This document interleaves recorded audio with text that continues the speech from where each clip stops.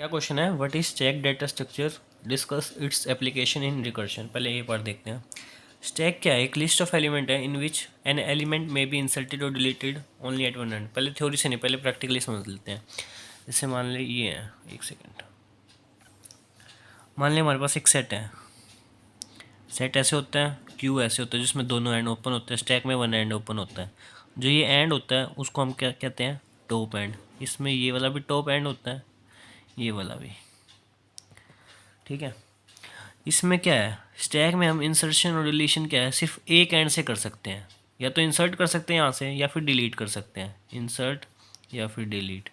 यहाँ से क्या है, क्यू में यहाँ से अब इंसर्ट और डिलीट दो एंड से कर सकते हैं।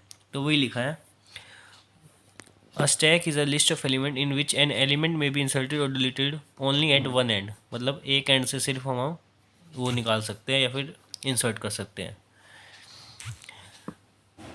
उस एंड को हम क्या कहते हैं? टॉप कहते हैं। ये हमारा लिफो प्रिंसिपल को फॉलो करता है, which means last in first out. इसमें क्या होता है, जो हमारे in this element can be removed in the reverse order of insertion into stack. अगर हमारे पास स्टैक है कि ये स्टैक है, मान ली इसमें है ए बी सी डी। अब हमें इसमें इंसर्ट है ये ऑलरेडी। अब जब हम इन्हें पॉप आउट करते हैं तो वो कैसे होते हैं?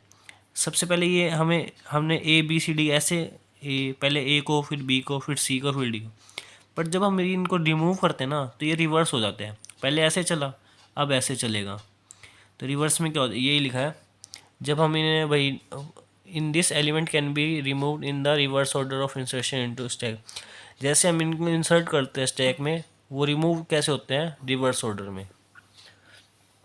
तो इसके दो ऑपरेशन है बेसिक, एक पुश और एक पॉप। सबसे पहले पुश को समझते हैं। पुश क्या है? पुश मतलब insert element into the stack.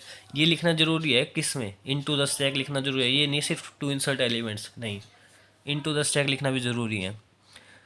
अब इसका एग्जांपल देते हैं। Suppose we have six element that are pushed in the given order of. Six elements है A B C D E F.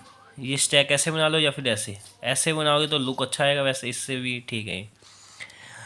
तो इसमें क्या करना है, हमें पुश करना है, मतलब एलिमेंट को ऐड करना है, मतलब इंसर्ट करना है। तो let we have to insert, मतलब ये इंसर्ट यहाँ पे लिखना है, वैसे मैंने पहले लिख दिया। Now we have to push seven element, seventh element, कुछ भी लिख सकते हैं, seventh element into stack that is G. तो हमें जो जी है वो अब क्या करना है? इंसर्ट करना है। तो वो हम ऐसे लिख देंगे, now G is the top of the stack. यहाँ पे जो हमारा एफ था वो टॉप था। अब सेम एग्जांपल हम पॉप का देख लेंगे। पॉप क्या होता है? To delete elements from the stack. वही है, अगर स्टैक है ये ऐसे ए बी सी, तो इसमें से अगर कोई डिलीट करना हो तो वो हमारा ऐसे बन जाएगा, बी और ए, ये पॉप आउट हो जाएगा। टेकिंग द सेम एग्जांपल लेते हैं। सिक्स एलिमेंट्स है A B C D E F. ये स्टैक में हमने डाल दिया, इसमें एफ जो हमारा टॉप है ये लिख दिया। Using pop operation we remove the element from the stack. तो एफ को हम पॉप आउट कर देंगे तो ये हमारा ई जो यहाँ पे टॉप हो जाएगा।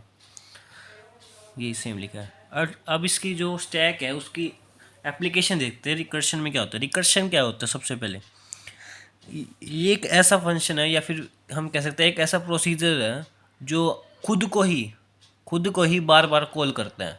जैसे इसका एक एग्जांपल है, जैसे calculating factorial of a given number.